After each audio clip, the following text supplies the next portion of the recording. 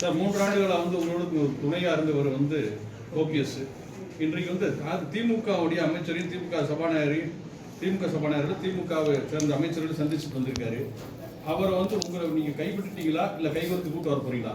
நல்லா பெரியவங்க தயவுசெய்து நான் நீங்கள் தான் தேனிக்காரங்க மனசு விட்டு சொல்கிறேன். அண்ணன் பன்னீர்செல்வம் 99 நான் இங்கே பாராளுமன்ற வேட்பாளராக இருந்தேன். பெரியகுளம் நேர கழக செயலாளர், இவர் அப்போ சின்னகுளம் ஒன்றிய செயலாளர், அப்பொழுது நகராட்சி சேர்மன். அம்மா அவர்களுக்கு எவ்வளவு உயர்வெல்லாம் கொடுத்தார்கள். கடந்த 25 ஆண்டுகளாக அவர் எவ்வளவோ உயர்வுகளை பெற்றார். 2 முறை அம்மா அவர்களாலும் 3வது முறை எங்களாலும் முதல்வராக இருக்கிறார். அதற்கு பின்பு அண்ணன் பழனிசாமியோடு சேர்ந்து அவர் ஆட்சியில் தொடர்ந்தார் துணை முதல்வராக. இவரோடு ஆட்சி அதிகாரம் எல்லாம் போன பிறகுதான் அம்மா மக்கள் முன்னேற்றங்கள் நாங்கள் நட்பு கரம் நீட்டினோம். அவர் நல்ல முடிவு எடுக்க வேண்டும். அவர் அம்மாவின் தொண்டர். அம்மா அவர்கள் அந்த அதிமுக ஆட்சியில் 3 முறை முதல்வர் பதவியை வகிக்கக்கூடிய வாய்ப்பை பெற்றவர். அவர் சரியான முடிவு எடுத்து வருவார் என்ற நம்பிக்கை எனக்கு. ஏன்னா அவருடைய உயர்வில் எனக்கும் ஒரு சிறு பங்கு இருக்கும் என்று உங்களுக்கு தெரியும். அவருக்கு ஆதரவானவர்னா 2000 ஏப்ரலில் திரு சையத்கான் அவர்கள் தமிழ்நாடு முழுவதும் அம்மா அவர்கள் மாவட்ட செயலாளரை மாற்றிய பொழுது நான் தேனியில் அவரே இருக்கணும்னு சொன்னேன். பெரிய தேனி மாவட்டத்தில் அம்மா இல்லைப்பா எல்லா ஊர்லேயும் மாற்றிட்டேன், சையத்கானையும் மாற்றணும், அவர் வேறு எதுவும் செய்யணும்னு சொல்லிட்டு அப்போ மாவட்ட யாரை போடணும்னு கேட்டப்ப அன்றைக்கு நான் இது வந்து நான் பெருமைக்கு சொல்கிறேன். நடந்து உங்கள் எல்லாருக்கும் தெரியுதுல்ல. வேறு ஊரில் சொன்னால் கூட வேறு எதாவது இங்கே உள்ள அத்தனை பேர்களும் அப்போ வந்து நீங்கள் வேணால் சிறு வயதில் சிறுவர்களாக இருக்கலாம். இது முத்துசாமி சாட்சியாக என்னோட இருக்கிறாரு. அங்கே செல்லமுத்து இருக்காரு. சையதுக்கான மனசாட்சியை பொறுத்தது பார்த்தா தெரியும். அன்றைக்கு ஏப்ரல் மாதம் அம்மாவிடம் இவர் வந்து இன்னொரு இளைஞரை போடலான்னாங்க. இல்லைம்மா நாங்கள்லாம் இளைஞர்கள், சீசன் மேன் வேறு போடுன்னு சொல்லுவோம். அதுக்கப்புறம் அவருக்கு இருந்த உயர்வுகளுக்கெல்லாம் ஏதோ ஒரு நான் காரணமாக இருந்தாரா இல்லையா என்பது உங்களுக்கு தெரியும். அதுபோல் அவர்களும் அதற்கு நன்றி கடனாக சின்னம்மா அவர்களை முதல்வராக்க வேண்டும் என்று எல்லாம் கேட்டது. நான் என்னுடைய வேண்டுகோளுக்கு இணங்க தனது பதவியை ராஜினாமா அந்த ஒரு வாரம் பொறுத்திருந்தார். 7ஆம் தேதி வரைக்கும் எங்களுக்கு இருந்த அந்த தர்ம யுத்தத்தை யார் பேச்சோ கேட்டுட்டு தொடங்குன்னு சொல்கிறாருல, அது தொடங்காமல் இருந்திருக்கிறார். 2014 பிப்ரவரி 14 எங்களுக்கு சித்திக்கு எதிராக முதல்வராகிட்டோம். இதை ஒத்துக்கிறீங்களா இல்லை? யாருக்காவது மாற்று கருத்து இருக்கா உங்களுக்கு? நாங்கள் தான் எங்கள் கட்சிக்காரர் இல்லையே. தம்பி கேள்வி கேட்டீங்களே, உங்களுக்கு மாற்று கருத்து இருக்காங்க. அதனால் அவர் எல்லாவற்றையும் இன்னைக்கு தான் எல்லா கட்சிகளும் அழைத்தார்கள். நான் எங்கள் கூட சண்டை போட்டு வெளில போடுவோம். எல்லா கட்சிகளும் நான் வந்து பெருமையாக சொல்லலை. ஏன்னா நான் வந்து இன்னொரு கட்சியோட சென்று விட்டால் ஆபத்து என்று. ஏன்னா 21 நான் தனியார் இருந்தப்ப தனியார் இருக்கட்டும் சரி என்று நாங்கள் வெற்றி பெறுவதற்கு சரியாக இருந்து நினைத்தவர்கள். இந்த தேர்தலில் நாங்கள் வந்து தனியார் இருக்கக்கூடாது, எந்த கட்சியோடு போயிடக்கூடாது என்று அரசியல் ரீதியாக விரும்பினார்கள். பல கருத்து எனக்கு நான் சொல்லுறேன். என்னோட தமிழ்நாட்டில் இப்போ ரிப்பீட் பண்ணுற அந்த வார்த்தையை சொல்றது, ஆட்சி அமைக்க துடிக்கின்ற கூட்டணி கட்சி தலைமை இருக்கின்ற கட்சிகள் எங்களோடு பேசி வருகிறார்கள். நாங்கள் அதை பொழுது ஒரு கூட்டணி முடிவுக்கு வந்த பிறகுதான் சொல்றேன். கூட்டணிக்கு தலைமை தாங்குகிற கட்சிகள் எங்களோட இல்லை, தலைமை கூட்டணியை அமைக்க விரும்புகின்ற கட்சிகள் எல்லாம் என்னோட பேச விரும்புகிறார், எங்களோடு பேசுகிறார்கள். ஆனால் நான் வந்து உரிய முடிவு எடுத்த பிறகு நான் வந்து சொல்கிறேன். நான் உரிய முடிவு எடுத்துட்டேன், என்டிஏ போட்டுருக்கேன். நான் வெளியில் வந்த பிறகு தேசிய ஜனநாயக கூட்டணி தலைமை தாங்கி பாரதிய ஜனதா கட்சியின் முக்கியமான தலைவர்கள், ஏன் அப்பொழுது தமிழ்நாடு தலைவராக இருந்த நண்பர் அண்ணாமலை தொடர்ந்து என்னிடம் பேசிக் கொண்டிருப்பார். அதை கூட சில பேர் தவறாக ஊடகங்கள் அவர் தூக்கி தான் நான் வெளில போயிட்டேன். அப்படிலாம் கிடையாது. நானாக யோசித்து முடிவெடுப்பேன். நான் யாரை சொல்லி கேட்டு நான் போய் யுத்தம் நடத்துகிறவனோ யாரோ சொல்லி செய்கிறவங்க கிடையாது. ஏன்னா நான் அம்மாவோட அருகில் இருந்து அம்மாவால் வார்க்கப்பட்டவங்க. அதனால் நான் யோசித்து தான் முடிவு. நான் எடுத்த முடிவு ஆறாம சிந்தித்து நான் 3 மாதமாக என்ன முடிவுன்னாங்க. நான் அப்போ மட்டும் நான் சொன்னேன் கிளியராக. நீங்கள் எல்லா தொலைக்காட்சிலையும் அதை நீங்கள் ரீப்ளை பண்ணி பாருங்கள். நீங்கள் இதை ஒட்டி சொல்கிறீங்க, அதிமுகவை அண்ணன் பழனிசாமி அப்படியெல்லாம் பேசுனீங்களே, இப்படியெல்லாம் பேசுனீங்களே. ஆமாங்க பேசினோம். கோபதாபத்தில் நாங்கள் சண்டையிட்டோம், ஒன்றாயிட்டோம். அண்ணன் தம்பி வீட்டில் சண்டை வரலையா, பங்காளிக்குள்ள சண்டை வரலையா, மாமன் மெச்சக்குள்ள சண்டை வரலையா, நீ எங்க குடும்பத்திலே நடந்ததை உதாரணம், அது கூட சொத்துக்காகவோ எதுக்காக நடக்கிற சண்டை, பிரஸ்டிஜுக்காக நடந்த சண்டை எல்லாம் 88ல் ஆரம்பிச்ச சண்டை 92ல கல்யாணத்தோட முடிஞ்சு போச்சு. எல்லாரும் தெரியும் கட்சியில் என் கல்யாணத்தில் சொந்தக்காரங்க எல்லாம் ஒன்றான. அது மாதிரி எல்லா குடும்பத்திலையும் இருக்கும். அது பணக்காரங்களா இருக்கணும் ஏழையா இருக்கணுங்கிற அவசியம் இல்லை, எல்லா குடும்பத்திலும். அது போல அதிமுகங்கிற ஒரு குடும்பம் அம்மாவுடைய பிள்ளைகள் தாங்க. எங்களுக்குள்ள சண்டை ஊரே இருந்த உண்மைதானே, நாங்கள் ஒன்றும் மறைக்கலையே. அந்த சண்டையெல்லாம் விட்டு இணைஞ்சிட்டான். நீங்க அப்படி பேசுனீங்களே, இன்னைக்கு இப்படி பேசுனீங்களே, நீங்க பேசுறதெல்லாம் ஊடகங்கள்ல இப்ப சோசியல் மீடியாவில் வருது போடுங்க. அதனால என்ன தப்பு? நாங்க தான் சொல்றோமே, நாங்கள் சண்டை போட்ட உண்மை நாங்கள் இல்லைன்னு சொன்னதானே. இப்போ எல்லா மனமாச்சரியங்களையும் மறந்து விட்டு நாங்கள் அண்ணன் தம்பிகளாக மீண்டும் இணைந்திருக்கோம். அன்றைக்கு 9 ஆண்டுகள் கழித்து எனது நண்பர்களை எல்லாம் அங்கே சந்தித்த பொழுது எனக்கு மிகவும் மகிழ்ச்சியாக இருந்து சொன்னேன். அன்றைக்கி டேவிட் வந்திருந்தார் எங்களோட மேடைக்கு. அண்ணன் தமிழர்வேலு, அண்ணன் வீரபாண்டி செல்வம், அண்ணன் ரங்கசாமி, சகோதரி வளபதி தேவராஜ் அங்கே வந்து மேடையில் பேசினார். 7 பேர் இருந்தது. அதில் ஒருத்தர் வந்து அவருக்கு தனக்கு சீட்டு கிடைக்காத என் நண்பர் ஒருத்தர் அவசரப்பட்டு ஓடி போயிட்டார். வந்து அவர் வந்து அவசரப்பட்டு முடிவு எடுத்திருக்காரு. அதான் நான் நண்பர் தான். இவர் எனக்கு 99 நண்பர். அவர் கூட 2007 தான் நண்பர். இவர் நான் வந்து இங்கே வந்தப்போ சின்ன பொண்ணு கொண்டு என்னோட தான் இருக்காரு. இவர் ஒன்றும் எனக்கு சொந்தக்காரர்.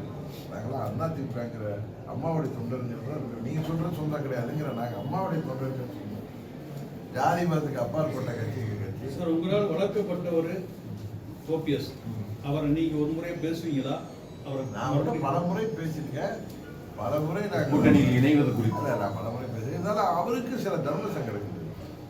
அதனால தான் அன்றைக்கி நேற்று நான் ஒரு தொலைக்காட்சி பண்ணிட்டு ஓப்பனாக நான் ஓப்பனாக தான் பேசுவேன். அதையெல்லாம் அவர் தான் அதுக்கு ஒரு எங்களுக்கு ஆதரவாக வர வேண்டும், ஒரு முடிவெடுத்து வர வேண்டும் என்று நான் இப்போ உங்களுக்கு சொன்னதெல்லாம் ஏதோ அவர் மேலே வருத்தத்தை சொன்னால் அவரும் யோசிப்பார்.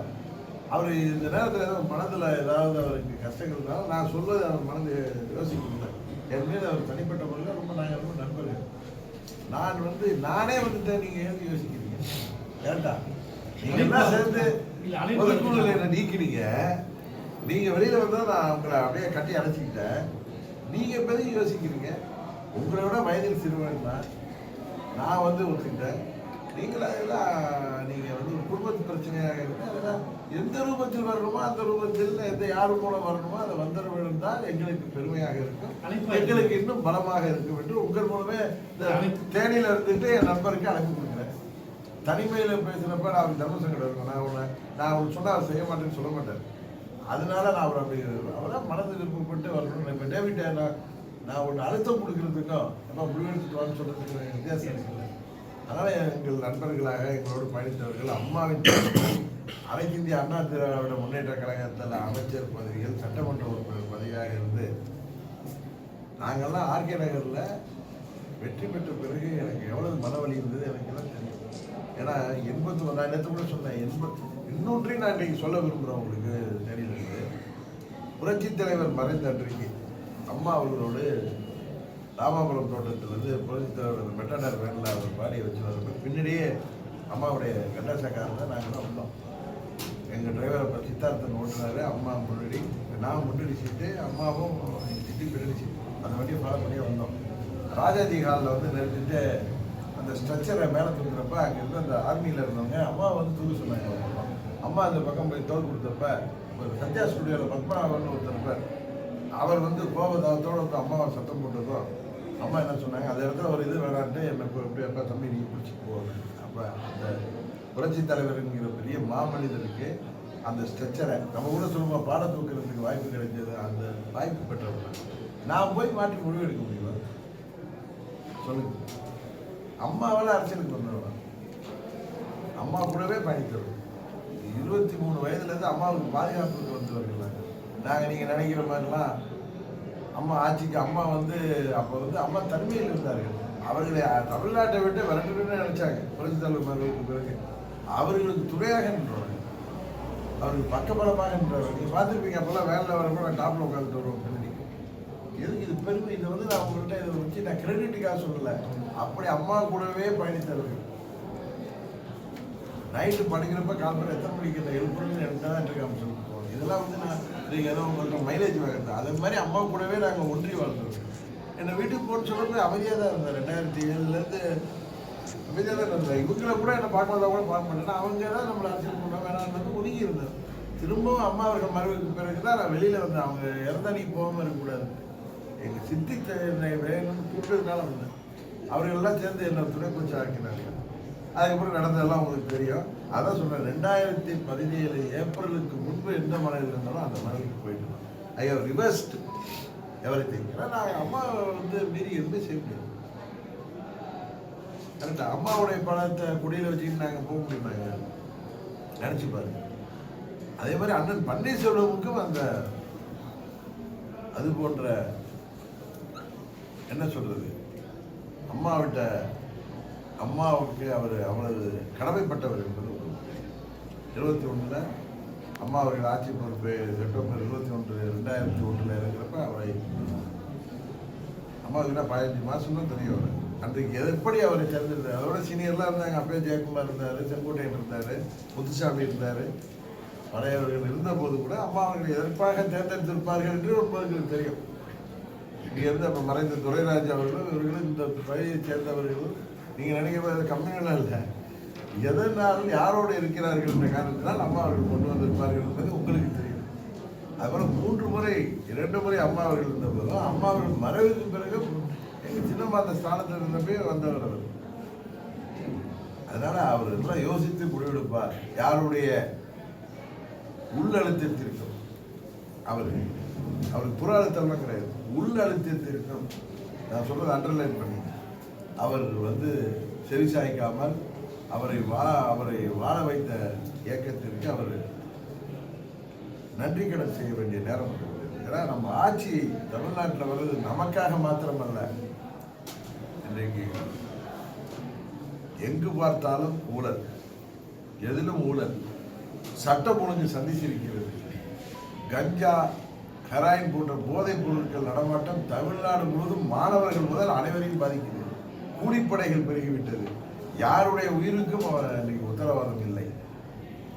கனிம வள கொள்ளை, எந்த ஒரு சமூக விரோத மணல் கொள்ளை, எந்த ஒரு சமூக விரோத செயலிலும் பின்னாடி பார்த்தா அதில் திமுகவுடைய பேட்டர்னேஜ், அதாவது அவர்கள் திமுகவை சேர்ந்தவர்களுடைய பாதுகாப்பு இருக்கு. காவல்துறையின் கையில் கட்டி போடப்பட்டிருக்கு.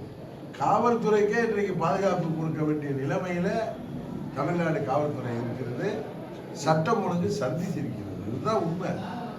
இதை அவர்கள் ஏழை எளிய மக்களை ஊழலை திளைத்த பணத்தை வைத்துக் கொண்டு விலைக்கு வாங்கி விடலாம் என்று கனவு காண்கிறார்கள். அது 24 தேர்தலோடு முடிந்து விட்டது.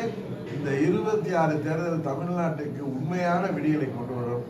அது அம்மாவின் ஆட்சியை, தேசிய ஜனநாயக கூட்டணியின் ஆட்சியை, மோடி அவர்கள் தமிழ்நாட்டை தத்தெடுத்துக் கொள்கின்ற அளவிற்கு, தமிழ்நாட்டிற்கு எப்படி அம்மா இருந்தப்ப தேனி மாவட்டத்தை ஒரு தத்தெடுத்திருந்தாரோ அது போல இன்றைக்கு அம்மா அவர்கள் இடத்துல மோடி தான் எங்களுக்கு இருக்கிறார். மோடி அவர்கள் தமிழ்நாட்டையே, அம்மா அவர்கள் இன்றைக்கு தமிழ்நாடே அவருக்கு வேண்டியிருந்தாலும் நம்ம தேனி மாவட்டம் என்பது அவர்களுக்கு ஒரு சிறப்பான ஈடுபாடோடு அம்மா அவர்களுக்கு இருந்தது தெரியும். அதுபோல தமிழ்நாட்டையே மோடி அவர்கள் தத்தெடுத்து தமிழ்நாட்டுக்கு தேவையான அனைத்தையும் பெற்று தந்து மீண்டும் தமிழ்நாடு இந்தியாவிலேயே முதல் மாநிலமாகுவதற்கு நாங்கள் அனைவரும் ஒத்துழைப்போம். அதற்காகத்தான் நாங்கள் தேசிய ஜனநாயக கூட்டணி ஆட்சி வரணும். நான் சொல்லிட்டேன், நான் பதவிக்கு வரணும், நான் தேர்தலே போட்டியிடலன்னு சொல்லிட்டேன். எனக்கு என்னை சேர்ந்தவர்கள், எனக்காக 8 ஆண்டுகள் என்னோடு போராடியவர்கள், பதவியை இழந்தவர்கள், என்னை சேர்ந்தவர்கள் சட்டமன்ற உறுப்பினராக வேண்டும் என்பதுதான் எனது ஆசை. அவர்களுக்கு வாய்ப்பு கிடைத்தால் அவர்கள் யாராவது 2-3 பேரை அமைச்சராக பார்க்க வேண்டும் என்பது ஆசை. ஏன்னா நான் அதிகாரத்தின் பக்கத்திலே ஒரு அம்மா என்கிற பெரிய ஆளுமையின் பக்கத்திலே இருந்தவர். அதனால் இதெல்லாம் எனக்கு ஒரு பெரிய விஷயமாக பார்ப்பதில்லை. எங்கள் அம்மா மக்கள் முன்னேற்ற கழகம் தொடர்ந்து அம்மாவின் லட்சியங்களையும் கொள்கைகளையும் அடுத்த நூற்றாண்டுக்கு கொண்டு செல்கின்ற பணியை செய்வதில் தான் நான் இருக்கிறேன். அதிமுக ஆட்சி வெற்றி பெறப்போ பார்த்தீங்கன்னா மக்கள் முன்னேற்ற, அதாவது அம்மா மக்கள் முன்னேற்ற கட்சியில் ஜெயிக்கிறவங்களும் ஆட்சியில பங்கு கொள்வாங்க. விருப்பம். அப்போ அவர் தனிப்பெரும்பான்மையோட ஏற்பட்டு நாங்களே இருக்கோன்னு சொன்னால் அதை போய் சண்டை போட முடியாது, கூடாது. இல்லை, நம்மளோட நோக்கம் அது இல்லை. திமுக வீழ்த்துறது என்னோட ஆசையை சொல்றேன். என்னுடைய முதல் குறிப்பில் என்னை சேர்ந்தவர்கள் எனக்காக உழைப்பவர்கள், என்னோடு எத்தனை அழுத்தங்களை தாண்டி இன்றைக்கு பயணித்துக் கொண்டிருப்பவர்கள் தகுதியானவர்களை நான் அவர்களை சட்டமன்றத்துக்கு அனுப்ப வேண்டும். வாய்ப்பு இருந்தால் அவர்களை அமைச்சராக்க வேண்டும் என்பதுதான் எனது ஆசை. அது கூட்டணி ஆட்சி அமைகின்ற இப்போ தனிப்பான்மை அமைந்தோம் அண்ணன் எடப்பாடி அவர்கள் எல்லாம் நம்மெல்லாம் கூட்டணி ஆட்சி அமைப்போம் என்று விரும்பினால் அதுக்காக சண்டை போட்டு பெறுவதில்லை. அதிமுக மெஜாரிட்டி கிடைக்காட்டி கூட்டணி கட்சிகளுக்கு உங்க என்டிஏ கூட்டணி ஒரு ஆட்சி ஒரு கட்சி மெஜாரிட்டி கிடைக்கும் பேசுவோம். ஏன் நம்ம மெஜாரிட்டி இருந்தாலும் கூட்டணி ஆட்சி அமைப்பதற்கு அவர் தேசிய ஜனநாயக கூட்டணிக்கு அவர் அதை ஒத்துக்கொள்ளலாம். இது ஒன்றும் இது அழுத்தமோ இல்லை, அன்பாலேயே அவர் செய்யலாம். அம்மாவுடைய ஆட்சிக்கு எல்லாரும் அவர்களும் இதெல்லாம் ஒரு அழுத்தம் கொடுத்தோ பார்கெயின் பண்ணி பண்ற விஷயம் இல்லை. யதார்த்தமாக கூட்டணி ஆட்சி அப்படின்ற வார்த்தை ஆமாங்க, தேசிய ஜனநாயக கூட்டணி ஆட்சிங்க. அது கூட்டணி ஆட்சி சார். அதிமுக பெருசா உள்ளார கேக்குறீங்க. இல்ல அதிமுக தலைமையில ஒரு கூட்டம் எடப்பாடி சொல்றாரு அதிமுக ஆட்சி தான் அமைப்போம் அப்படின்றாங்க. இப்ப என்டிஏ மற்ற கட்சியெல்லாம் தேசிய ஜனநாயக கூட்டணி ஆட்சி அப்படின்றீங்க. நம்ம தேசிய ஜனநாயக கூட்டணி அதிமுக தலைமையில நடக்கும். அதில் எல்லா கட்சிகளும் தங்கள் சட்டமன்ற உறுப்பினர்கள் அமைச்சராக வேண்டும் என்று விருப்பப்படுவது யதார்த்தம். இதுல போய் நீங்க இப்படி உள்ளுக்குள்ளார கேட்காதீங்க. இந்த ஆட்சியில நடக்கிற அவலங்களை நாங்க வெளிப்படுத்துறதுக்கு எங்களுக்கு உதவி செய்யுங்கள், எங்களை திசை திருப்பாதீர்கள் என்றுதான் கேட்கிறேன். முடிஞ்சு போச்சு எல்லாம். ஏன் இன்னைக்கு மோடி அவர்கள் மதுராந்தகத்துக்கு வந்தது அந்த கூட்டத்துல எல்லாமே வெளிப்படையாக தெரிஞ்சிச்சு. அன்றைக்கு நானும் அதிமுக பொதுச்செயலாளர் இபிஎஸ் அவர்களும் ஒன்றாக நாங்கள் எல்லாவற்றுக்கும் உங்களுக்கு விளக்கம் கொடுத்தோம். நாங்கள் 2 பேரும் அண்ணன் தம்பியாக செயல்பட போகிறோம். அம்மாவின் லட்சியங்களை தொடர்ந்து கொண்டு சென்றது தான் எங்களுடைய பணின்னு அவரும் சொல்லிட்டாரு, நானும் சொல்லிட்டேன். திரும்ப திரும்ப அதில் உள்ளார நீங்கள் பிரச்சாரத்துக்கு போயே போக மாட்டேன். எடப்பாடியே நான் போவேன் பிரச்சாரத்துக்கு. அமமுக அடிக்கிற தொகுதிகளை அவருக்கு ஸ்பெஷல் கவனம் எடுத்து வருவார். இதெல்லாம் இயற்கை தானே. ஏன்னா இவர் தான் வேண்டாதவரா அவருக்கு, இல்லை இவர் வேண்டாதவரா, இல்லை அவர் வேண்டாதவரா, இல்லை டாக்டர் வேண்டாதவரா, ஏதோ ஒரு சட்ட சச்சரவுல உள்ளார இருந்துச்சு. அதை இன்னும் சொல்றேன், நான் அவர்கள் இருக்கிற தொகுதியில் அதீத கவனம் செலுத்துவேன், எங்க தொகுதியில் அவர் அதீத கவனம் செலுத்துவேன். நீங்க பார்க்க போறீங்க சார். ஆண்டிப்பட்டி தொகுதியில கண்டிப்பா குக்கர் விஷயம் அடிக்கும். குக்கர் அப்படி விருப்பப்பட்டது உண்மைதான். நான் தான் நிக்கல இல்லை, நீங்க நிக்கலன்றது அண்ணா, அதாவது அதாவது உங்க கட்சி தொண்டர்களுக்கும் கட்சியினர்களுக்குமே ஒரு பெரிய ஒரு ஏமாற்றமா இருக்காதா சார்? அதை சொல்றேன், அவங்களுக்கு தான் சொன்னேன். ஒரே முறையில கட்சி இருக்கிறது. அரசியல் என்பது ஒரு சரி நிறைந்த துறை. இங்க ஆட்சி அதிகாரம் எல்லாம் வர்றப்ப யாரோ நமக்கு இல்லை இடையில பிரச்சனைகளை உருவாக்குவாங்க. அந்த பிரச்சனை நமக்கு நமது அதிமுகவுக்கும் வர வருவதை முறையிலேயே கிள்ள வேண்டும் என்பதற்காக தான் எங்கள் தொண்டர்களுக்கு தெரியும். இது பதவியெல்லாம் தாண்டி நம்ம இருக்கக்கூடியவன், அவர்களுக்காக இருக்கக்கூடிய நான் எம்எல்ஏ ஆகி மந்திரி ஆகணும்னு தான் அவசியம் இல்லை. என்னை சேர்ந்தவர்கள் மந்திரி ஆனாங்க. உங்களுக்கு 18 பேர் பதவி இழந்தாங்க. அவங்கள ஒருவர் இங்க இருக்கக்கூடிய டாக்டர் அவருக்காக இந்த தொகுதியை உறுதியாக நாங்கள் கேட்போம் சார். அவங்களுக்கு தெரியும்ல, இதெல்லாம் ஒருவேளை ஒரு அதிமுக தொகுதியாக இருந்தால் அவங்களுக்கு கஷ்டம் இருக்கும். அது மாதிரி சொல்கிறேன், ஒரு யதார்த்தத்தை சொல்கிற மாதிரி நிச்சயம் இப்போ எங்கள் கூட 7 பேர் இருக்காங்க. 18 பேரில் என் அன்பு நண்பன் வெற்றி மறைஞ்சிருக்கார். அவர் சாத்தூர் சுப்பிரமணியன் இன்னைக்கு அரசியல் விட்டு போயிட்டாரு.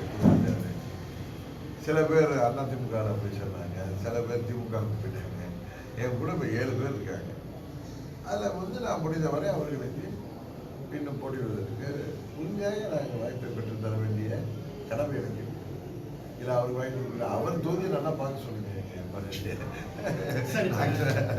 அதனால அதெல்லாம் எனக்கு நான் சொன்ன என்னை சேர்ந்தவர்கள், என்னோட 8 வருஷம் பயணிப்பவர்கள், எத்தனையோ கஷ்ட நஷ்டங்கள் இந்த இயக்கத்தை தாங்கி பிடிப்பவர்கள், அவர்கள் இந்த தேர்தலில் போட்டியிடணும் அப்படின்னு நான் தமிழில் தானே பேசுகிறேன். திரும்ப திரும்ப இதை நோண்டிட்டு இருக்குது. ஆட்சியில் இது நடந்துச்சு அது நடந்துச்சு எதுவும் கேட்கவே மாட்டீங்களா? ஏன் ஆட்சியை பற்றி பேச பயப்படமாயிடும்? ஏதாவது அச்சுறுத்தல் இருக்கா? உங்களுக்கு எதாவது அழுத்தம் இருக்கா? யாரும் பண்றாங்களா? என்ன கேட்கிறாங்கல்ல எல்லாரும்? அதெல்லாம் இந்த ஆட்சி உறுதியாக இன்னைக்கு மோடி அவர்கள் 16 நீங்க அதுக்கான தொடக்கம் ஆரம்பிச்சு. நான் சொன்னேன், இன்னைக்கு வசந்த பஞ்சமி. இது சக்தி எழுச்சி அடைகின்ற நாள். அன்னைக்கு மாவீரர் சுபாஷ் சந்திர போஸ் அவர்கள் ஆன்மீகம் தெரிந்தவர்களுக்கு வசந்த பஞ்சமியின் அந்த அர்த்தம் புரியும். கரெக்டா? எல்லாருக்கும் புரியாது. அது வந்து ஆன்மீகத்தில் ரொம்ப திளைத்தவர்களுக்கு, ரிலீஜியஸாக சொல்லலை, ஸ்பிரிச்சுவலாக. ஆன்மீகம் வேற, மத சார்ந்து இருக்கிறது வேற. ஆன்மீகத்தில் ஸ்பிரிச்சுவலாக உள்ளவர்களுக்கு வசந்த பஞ்சமியோடைய உள்ளர்த்தம் தெரியும். அந்த நாளில் மாண்புமிகு பிரதமர் அவர்கள் இங்கே வந்து எங்களை எல்லாம் ஒரு அணியில் இணைத்து அந்த மாபெரும் ஒரு பொதுக்கூட்டமாக 4-5 மாவட்டங்களுக்கான ஆர்கனைஸ் செய்யப்பட்ட பொதுக்கூட்டம் பெரிய மாநாடாக அமைந்தது. கிட்டத்தட்ட 5 லட்சம் பேருக்கு மேல் வந்திருந்தாங்க. உள்ளாரே 2 லட்சத்துக்கு மேலே 3 லட்சம் பேர்ல இருந்தாங்க. வர முடியாதவர்கள் மேலே சுற்றி வெளியில் ஒரு கிட்டத்தட்ட 3 லட்சம் பேர் வெளியிலே இருந்தாங்க. அதான் சொல்கிறாங்க, ஒரு மாநாடு போல் உருவெடுத்தது. எல்லாம் தொண்டர்கள். எங்கள் கடவுளக்குட்டிலேருந்து எங்கள் ஒன்றிய செயலாளர் வைரபாண்டி கூட வந்திருந்தார். எங்கள் உள்காட்டிலேருந்து கூட அங்கே கிளம்பி வந்துட்டாங்க. அந்த 2 நாள் நம்ம சேர்ந்து அடுத்த நாள் தானே எல்லாரும் வந்திருந்தாங்க. உள்காட்டிலேருந்து கூட எங்கள் ஒன்றிய செயலாளர் பார்த்து எனக்கு மகிழ்ச்சியாக இருந்துச்சு. எங்கள் கன்னியாகுமரியிலேருந்து எங்கள் தொண்டர் வந்திருந்தார். ஊட்டிலேருந்து எங்கள் நிர்வாகி வந்திருந்தார். எதுக்கு சொன்னா அவ்வளோ எட்டிலேருந்து கூட அங்கே மதுராந்தகம் எங்கே இருக்கு அங்கே வந்துருந்தாங்க. இது போல் வந்து எங்கள் அம்மா மக்கள் முன்னேற்ற ஒரு மனதாக இதில் வந்து எந்த யாரோ ஒரு சிலருக்கு வருத்தம் இருக்கு. நம்ம தலைவருக்கு அவர் விட்டு கொடுத்துட்டாருன்னா நானே விட்டு கொடுத்த பிறகு பக்காளி சண்டையெல்லாம் விட்டுட்டு அவர்களும் விட்டு விடுவார். கொஞ்சம் கொஞ்சமாக சரியாயிடுவார். எனக்கு தெரிஞ்சு 99% ஒன்றிணைந்துட்டார். சரிதானே? என்னப்பா தேனி மாவட்டத்திலே ஒன்றிணைந்துட்டாங்க. என்னுடைய அதிக பக்க ஆதரவாளர்கள் உள்ள மாவட்டம் இவங்க எல்லாம் அண்ணன் தம்பியாக உள்ளவங்க. சார் இப்போ ஒன்றிணைஞ்சிங்கன்னா நீங்கள் பல வருஷமாக சொன்ன அந்த ஸ்லீப்பர்ஸ் இன்னும் வெளியே வரமாட்டாங்க. பல வருஷமா சொல்லிக்கிட்டீங்க. ஜேடிலாம் இருந்தாருங்க, என்ன எப்படி இருக்காரு? ஸ்லீப்பர் செல்லாம் ஒரு காலகட்டத்தில் இப்போ ஸ்லீப்பர் செல்லாம் எங்களுடைய லைவ் செல் ஆகிட்டாங்க. கரெக்டா? ஸ்லீப்பர்ஸ் அதான் சொல்கிறேன், மனமாச்சரியெல்லாம் விட்டுட்டோம், இந்த பெட்டி பாலிடிக்ஸை விட்டுட்டோம், சதிகள் எல்லாம் முறியடிக்கிறதுக்கு தான், சதிகளுக்கு இடம் கொடுக்கக்கூடாது. நான் தேர்தலுக்கே போகல. ஸ்லீப்பர் செல் தான் இப்போ லைவ் செல் ஆகிட்டாங்க. புரியுதா? எங்களை விட்டு தான் கேள்வி கேட்குறீங்க. எங்க ஆட்சியில் நடக்கிற கேள்வியே கேட்க மாட்டீங்களா? பாலாஜி தானே உங்க பேர்? அப்படின்னா எனக்கு அவர் பேர் நான் இருக்கு. அவர் தான் சும்மா என்ன மடக்கிறதா நினைச்சிட்டு அவர் ஒரு சார்பாக கேள்வி கேட்கிறாரு. அதுதான் எனக்கு கொஞ்சம், அதுதான் எனக்கு புரியல. அது இவருக்கு என்ன அழுத்தம் இருக்கு, இல்லை இவருக்கு எதுவும் மிரட்டல் இருக்கான்னு தெரியல. வேற சொல்லுங்க, ஏதாவது கேட்குறீங்க? வேற ஏதாவது சங்கடம் இருக்கா? வேற ஏதாவது கேட்க வேண்டியது இருக்கா? சும்மா விளையாட்டு சொல்ல போல நீங்கள் டைவர்ட் பண்ணாதீங்க. தேர்தல் போர்க்களத்தில் நிற்க போகிறோம். நீங்கள் இதே நாங்கள் எல்லாத்தையும் விட்டுட்டோம்ப்பா. எங்கள் கூட நான் தானே விடணும், நானே விட்டுட்டேன். எங்கள் தொண்டர்கள் அதே மாதிரி என் மேலே அன்பு உள்ளவங்க இருப்பாங்க, அவர்களும் விட்டு விடுவார். இப்போ விஜய் வந்து ஊழல் அப்படிங்கிறத வந்து அடையாளப்படுத்திருக்க அதிமுக, தீய சக்தி திமுகங்கிறாரு, ஊழல் சக்தி அதிமுகங்கிறாரு. நீங்க இன்னைக்கு ஊழல் சக்தி எங்கள் புரட்சித் தலைவர் படத்தை போட்டுட்டு அவர் ஓட்டு கேட்கிறாரு. எங்கள் கட்சி ஆட்சியை வந்து அவர் ஊழல் ஆட்சிக்கிறாரு. என்னங்க அவர் புரட்சித் தலைவர் படத்தை போட்டுட்டு இருக்காரு, புரட்சித் தலைவருடைய கட்சியின் ஆட்சியை ஊழல் ஆட்சிக்கிறாரு. என்ன சினிமாவில் டபுள் ரோல் பண்ணுற மாதிரி டைலாக் யாரும் என்ன பேசுறாரு அவரு? அண்ணாவை மறந்து விட்டார்கள் அண்ணா திமுக. அண்ணா புரட்சி தலைவருடைய அண்ணாவுடைய இதயக்கணி புரட்சி தலைவர் ஆரம்பிச்ச இயக்கங்க. இன்னைக்கு இந்த ஆண்டிப்பட்டி பக்கம் போங்க, இன்னும் அந்த புரட்சி தலைவருடைய நினைவு எல்லா இடத்துலையும் இருக்கும். அவருடைய தொண்டர்கள் தாங்க. இன்னும் சொல்ல போனா நாங்கள்லாம் பாருங்க, அண்ணாவை பார்த்ததில்லை. அண்ணா மறந்தப்ப எனக்கு என்ன 2 வயசாக இருக்கும், 65. புரட்சி தலைவரை வந்து பார்த்தவர்கள், அம்மாவால் ஆளாக்கப்பட்டவர்கள். எப்படி அண்ணாவை மறக்கணும்? எங்கள் வழிகாட்டிகளை யாரும் மறப்பாங்களா? சும்மா அவர் டைலாக்லாம் பேசிட்டு இருக்காரு. அவர் கட்சி ஆட்சிக்கு கொண்டு வரணும் ஆசைப்பட்டா அதை செய்ய சொல்லுங்க. தேவையில்லாமல் எங்கள்கிட்ட வந்து வருஷம் சொல்றீங்க. அப்புறம் நாங்களாம் வெகுண்டு இருந்தோம்னா தப்பா போயிடும். இதுவரை அவரை கேள்வி கேட்குறாங்க. நான் சோசியல் மீடியாவில் பார்த்தேன், எனக்கு கரெக்டான கேள்வியாக தான் தெரிஞ்சு. ஊழலை ஒழிப்போங்கிறீங்களே, நீங்கள் உங்கள் படத்தை பிளாக் டிக்கெட்டை விற்று தானே அந்த ஊழலே உங்களால் ஒழிக்க முடியல. 100 ரூபா 150 ரூபா டிக்கெட் 1000 2000 ரூபாய்க்கு விற்கிறானா, அதை கூட உங்களால் ஒழிக்க முடியல. நீங்கள் என்ன நாட்டு ஊழல் முதல்ல வெளியில் வாங்க சார். வீட்டுக்குள்ளார உட்காந்துட்டு ஊழலை ஒழிப்போம், எங்கள் கொள்கை எதிரி உடலங்காதிரின்னு பேசிட்டு இருக்காரு அண்ணா. அவருக்கு பிடிக்கலன்னா திமுக பேசிட்டு தேவையில்லாமல் வந்து அண்ணாவெல்லாம் எங்கே மறந்துட்டு வந்துருக்கிறாங்க. எப்படி மறப்பாங்க அண்ணா? அண்ணாவை தமிழ்நாடு மறக்குமா? இது புதுசாக வந்துட்டு அண்ணாவை பற்றி பேசிட்டு இருக்கேன். சிரிப்பாக இருக்குங்க. ஏதோ ஒரு நடிகர் அவருக்கு பாப்புலாரிட்டி இருக்குதா, எதோ வேணாலும் செய்வாங்க. நீங்கள் பண்ணி நீங்கள் மாநில தேர்தலுக்கு போட்டி போடுங்க. நீங்கள் ஆட்சேபம்னா அவருக்கு பாருங்க. அவங்க முதல்ல வெளில வாங்க சார். முதல்ல வந்து வெளியில் வந்து ஊடகங்களை சந்திங்க சார். அவங்க தான் உங்களுக்கு ஒரு நாட்டு நடப்பெல்லாம் சொல்லுவாங்க. ஊடகங்களை சந்திங்க. நீங்கள் வந்து ஒரு இண்டோரில் உட்காந்துட்டு இல்லை மாநாடுங்கிற பேரில் எங்கேயும் ஆளுங்களை கூட்டி வச்சுட்டு ரசிகர் கூட்டம் நடத்துறீங்க. புரட்சி நான் வந்து முன்ன கேட்டப்ப நீங்கள் எல்லாம் புத்திசாலிகள் நினைப்பேன் ஊடகத்தில் உள்ளவங்க. நான் தஞ்சாவூரில் பேசுகிறப்ப எனக்கு அன்றைக்கி டேட்டே நான் அவருக்கு ஆகஸ்ட் 27 கட்சி நிர்வாகி வீட்டு கல்யாணத்தப்ப அப்போ விஜய் மாநாடு நடத்தி முடிச்சார். இப்போ சொல்கிறேன் பதில் உங்களுக்கு. நீங்கள் எல்லாம் புரியாமல் இருந்தீங்க நான் சொன்னதோடைய அர்த்தம்.